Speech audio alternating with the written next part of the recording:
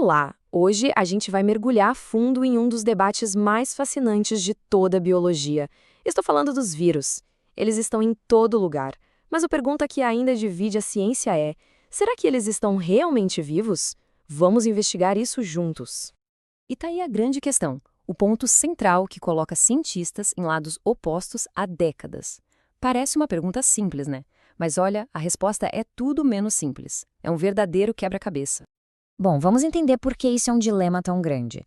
Para a gente sacar a complexidade dessa pergunta, primeiro a gente precisa dar uma olhada na natureza dos vírus. O que eles são, afinal?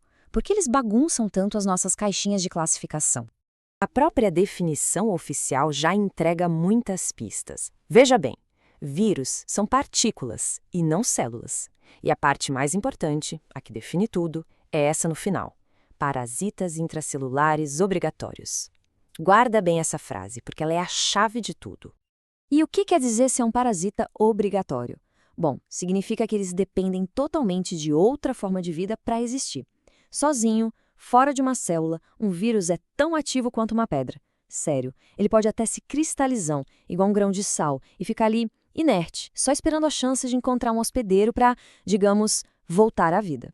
Agora vamos dar uma olhada mais de perto. Como é que uma estrutura tão, mas tão minimalista consegue fazer o estrago que faz? É uma verdadeira aula de eficiência. A estrutura de um vírus é incrivelmente simples, é o básico do básico. Lá no centro, no coração dele, fica o ácido nucleico, que pode ser DNA ou RNA. É o manual de instruções do vírus. E para proteger esse manual, existe o capsídio, que é tipo uma casca feita de proteína. Aí alguns vírus mais sofisticados, digamos assim, ainda têm um envelope extra que eles basicamente roubam da célula que infectaram. E só para ter uma noção da escala disso, o menor vírus que a gente conhece tem só 20 nanômetros. Isso é minúsculo. É menor do que um ribossomo, que é uma das menores pecinhas que fabricam proteínas dentro das nossas próprias células. Ou seja, estamos falando de algo realmente, realmente pequeno. Então, com essa estrutura mínima, o que eles fazem? A melhor analogia que existe é de um pirata celular. Pensa só. Um pirata não constrói o próprio navio, né? Ele invade o navio de outra pessoa, assume o comando e usa a tripulação e os recursos para benefício próprio. O vírus faz exatamente isso com a célula.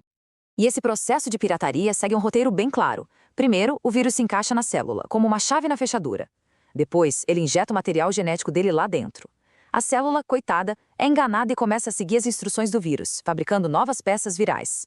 Essas peças se montam sozinhas, criando novos vírus, e no final, a célula se rompe, liberando uma nova frota de piratas para infectar tudo ao redor. Certo! Com tudo isso em mente, a gente volta para o grande julgamento. Com essas características tão peculiares, de que lado da linha da vida os vírus se encaixam? A discussão é boa. Vamos colocar os argumentos lado a lado. Na coluna do não são vivos, temos pontos fortes. Eles não têm células, não têm metabolismo para gerar própria energia e sozinhos são completamente inertes. Mas na coluna dos são vivos, os argumentos também são poderosos. Eles têm material genético, eles se reproduzem, mesmo que com ajuda, e, o ponto crucial, eles evoluem e sofrem mutações. O argumento mais pesado contra os vírus é este aqui. A falta de células vai contra a teoria celular, que é tipo um dos fundamentos da biologia moderna. A teoria diz que a célula é a unidade básica de toda a vida.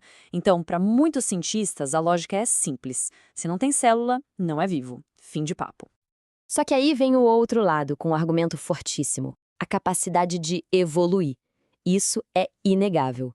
Os vírus sofrem mutações, se adaptam a novos ambientes, a novos hospedeiros, a medicamentos. Essa adaptação, pela seleção natural, é uma das principais marcas registradas da vida como a gente conhece. Como ignorar isso? E toda essa discussão nos leva a uma conclusão talvez um pouco inesperada. E se o problema não estiver no vírus? E se o problema estiver na nossa régua, na forma como a gente mede o que é vida? Essa citação resume a ideia perfeitamente. Será que a nossa definição de ser vivo não ficou rígida demais, ultrapassada? Talvez os vírus não se encaixem simplesmente porque a nossa caixa de conceitos ficou pequena demais para a complexidade que existe na natureza. Então, no final das contas, os vírus funcionam como um espelho. Eles não só desafiam a biologia, mas nos forçam a fazer uma pergunta muito mais profunda: o que de fato significa estar vivo? Talvez a vida não seja uma coisa ou outra, uma caixa com regras fixas, mas sim um espectro, uma escala com vários níveis de complexidade. E os vírus, esses piratas celulares incríveis, vivem exatamente ali, na fascinante zona cinzenta no meio de tudo.